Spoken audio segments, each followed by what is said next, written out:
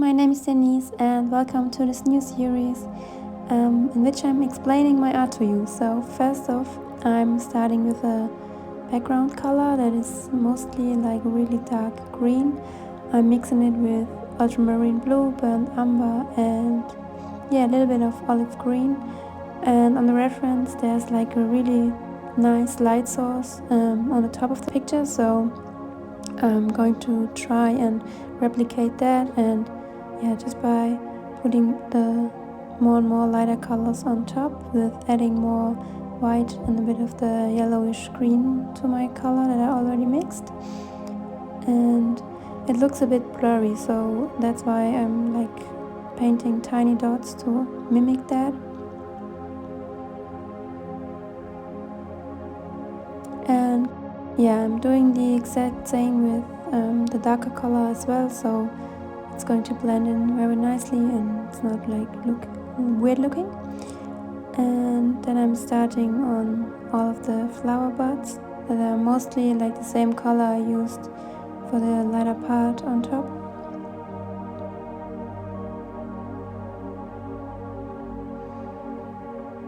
I love these flowers. I painted them I think like 2 years ago now.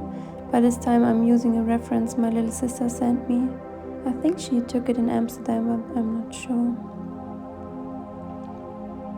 So sometimes, like I didn't even realize, but watching this back, so sometimes I hold my arm, like to have a steady arm. It looks kind of weird, like it couldn't hold itself, but seems to be working.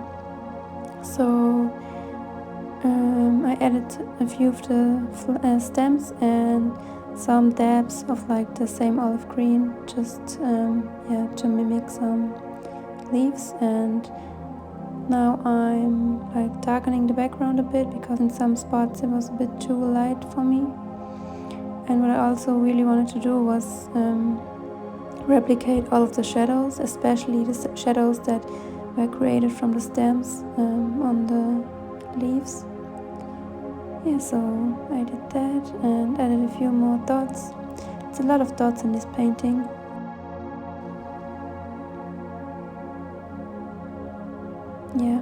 That's what I usually do when I paint. I just start with the darkest color and work my way up to the lightest one. So with this one, I'm just like, as I go on, I try to do lighter and lighter colors to make it pop more, and also to really have good source of light, so I create depth with that.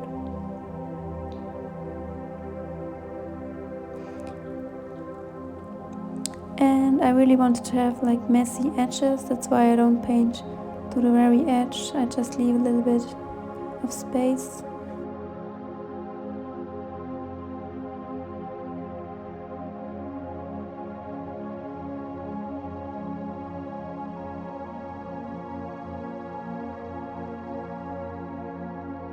And now I'm starting to create the flowers.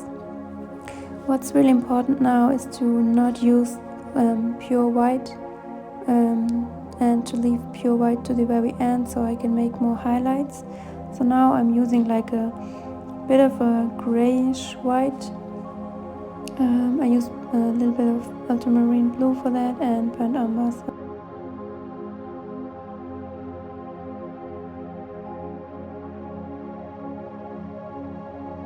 To make sure like I have enough depth and to just so the viewer can tell that all of these flowers I'm creating on the top, that they're more in the background, so they have to be a bit smaller, and that's why I'm mostly like just dabbing some really small flowers on the top of the painting.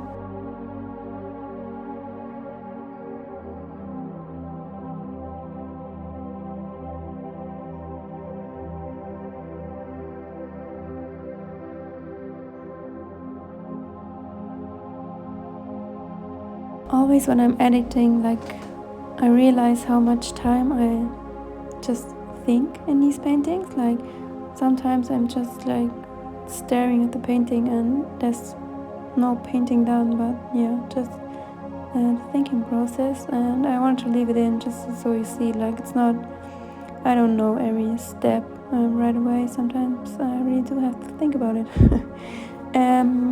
Yeah, right now I'm starting on the bigger flowers on the bottom.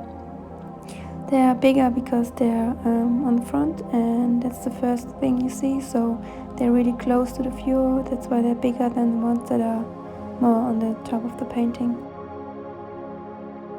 So now I'm also using a lighter white, but still not the lightest white.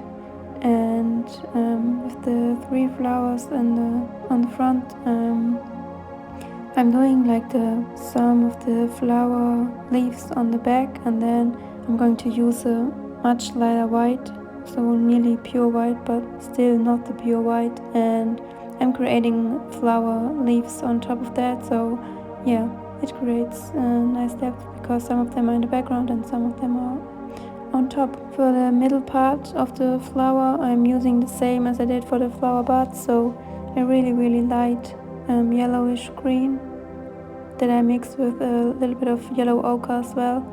And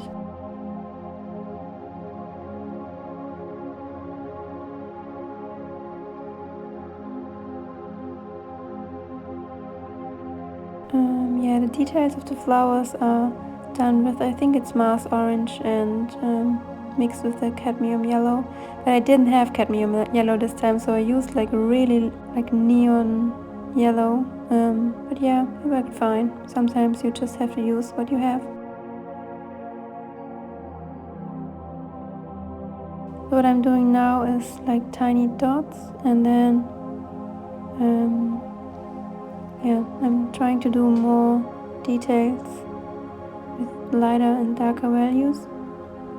And what I really wanted to do, like what I said before, is show all of the shadows, and some of the flower leaves also had some shadows on them, and that's what I try to do here. I always take a really dark shade, and then I'm just going to clean my brush and dilute it with water and dissolve all of the paint. So I'm going on top of that, so the harsh lines disappear and there's just like a little bit of the dark shadow to see. And at that step I really wanted to have like some other color, so I included a little bit of this rose like pinkish color. It's also in the reference, so it's not like from my imagination, but I always like to include 1 or 2 other colors that are the main part of the painting, so it's not like only white flowers.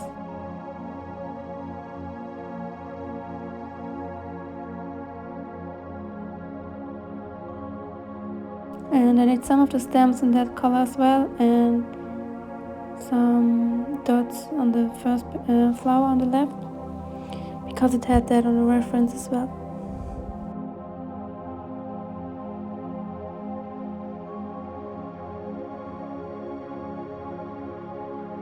So now at this stage I'm just like cleaning up all of my lines and making sure I'm happy with the painting, and yeah, just an overall look at everything and adding more details and a bit more highlights and shadows. And what I do think like really makes the painting at the end is adding flower stems that go like through your flowers, so it really creates like a background and a foreground, and yeah, the illusion of that it's really a wild flower field and not like an illustration with the flowers just on top of everything.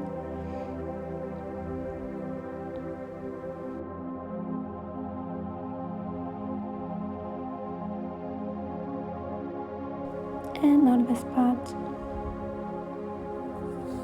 For most of the viewers, like, I don't really care about that part, but yeah, it's always nice to see the painting at the end. And that's it.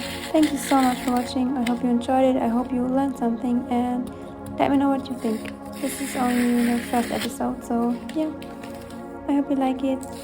Bye!